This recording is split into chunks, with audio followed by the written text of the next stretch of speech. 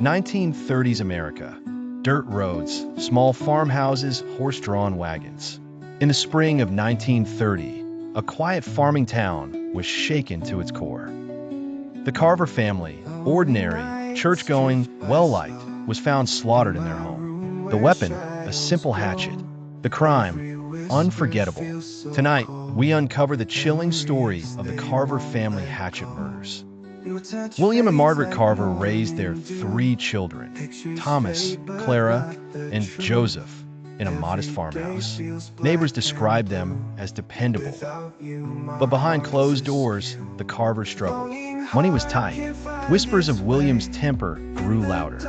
And young Thomas, just 17, seemed troubled, brooding in his journals about escape and resentment. The day of the murders, sunrise over frosty farmland, the ticking of a clock, a farmhouse door slightly ajar. On April 4th, 1930, the day began like any other. Margaret cooked breakfast. The children prepared for chores. But by midday, silence had settled over the Carver house. Concerned neighbors knocked. No answer. Hours later, they entered and found a nightmare. William lay near the kitchen, Margaret in her bedroom, the children in theirs. Each struck down with a hatchet. The brutality was shocking. The family never stood a chance. Panic in the town. Townspeople gathering, newspapers rolling off presses, whispers in church pews. The murders sent shockwaves across the county. Doors were bolted. Neighbors eyed each other with suspicion.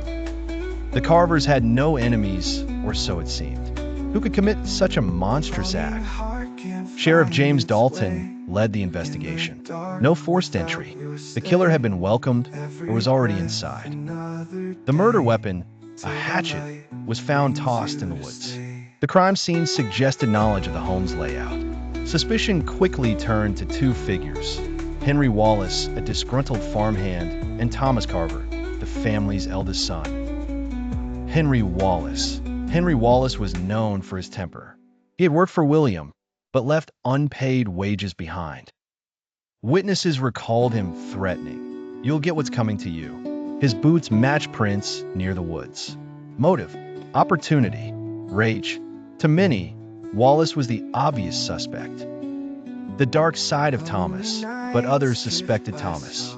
His diary spoke of anger toward his father and violent fantasies. He had grown withdrawn, unpredictable. Could a 17-year-old commit such horror?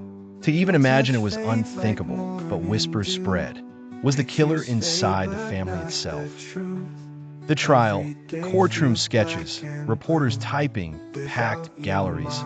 Ultimately, Sheriff Dalton arrested Henry Wallace. His trial drew headlines. The prosecution argued Wallace snapped, wielding the hatchet in drunken fury. The defense insisted he was in a tavern miles away, but witnesses were shaky, the evidence circumstantial. Still, the jury convicted Wallace. He was sentenced to hang. Execution and doubts. In the fall of 1930, Henry Wallace was executed. The town hoped for closure, but questions remained. Many believed Wallace was railroaded. Others whispered that the real killer, perhaps Thomas, had escaped justice. Even the sheriff admitted in private letters that doubt gnawed at him. Aftermath and legacy. Abandoned farmhouse, windows broken, wind through fields. The Carver home was abandoned, left to decay. Locals claimed it was haunted. Some swore they saw lights flickering inside at night, or heard faint cries carried on the wind. But perhaps the most haunting thing of all was the unanswered question: who truly wielded the hatchet? Old newspaper headline: Carver family slain. The Carver family hatchet murders of 1930 remain unsolved in the minds of many. Was Henry Wallace guilty? Or did the truth die with the Carvers? Sometimes the scariest thing about a murder isn't the crime itself, but the possibility that the truth will never be known.